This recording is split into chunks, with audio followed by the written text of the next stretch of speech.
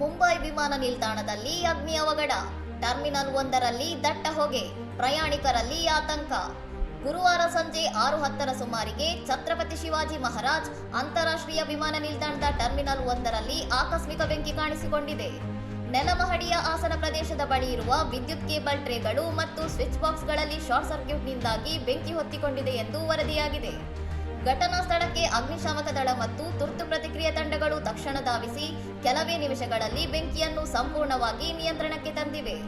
ಸಾಮಾಜಿಕ ಜಾಲತಾಣಗಳಲ್ಲಿ ಹರಿದಾಡುತ್ತಿರುವ ವಿಡಿಯೋಗಳಲ್ಲಿ ಟರ್ಮಿನಲ್ ಒಳಗೆ ದಟ್ಟವಾದ ಹೊಗೆ ಆವರಿಸಿರುವುದು ಕಂಡುಬಂದಿದ್ದು, ಇದರಿಂದ ಪ್ರಯಾಣಿಕರು ಕೆಲಕಾಲ ಗಾಬರಿಗೊಂಡಿದ್ದರು. ಅದೃಷ್ಟವಶಾತ್ ಯಾವುದೇ ಪ್ರಾಣಾಪಾಯ ಸಂಭವಿಸಿಲ್ಲ ಮತ್ತು ವಿಮಾನ ನಿಲ್ದಾಣದ ಕಾರ್ಯಾಚರಣೆಗಳು ಎಂದಿನಂತೆ ಮುಂದುವರೆದಿವೆ ಎಂದು ವಿಮಾನ ನಿಲ್ದಾಣದ ವಕ್ತಾರರು ಸ್ಪಷ್ಟಪಡಿಸಿದ್ದಾರೆ. ಇನ್ನಷ್ಟು ಸುದ್ದಿಗಳಿಗಾಗಿ ನೋಡ್ತಾ ಇರಿ ಸೌರಂ ಟಿವಿ.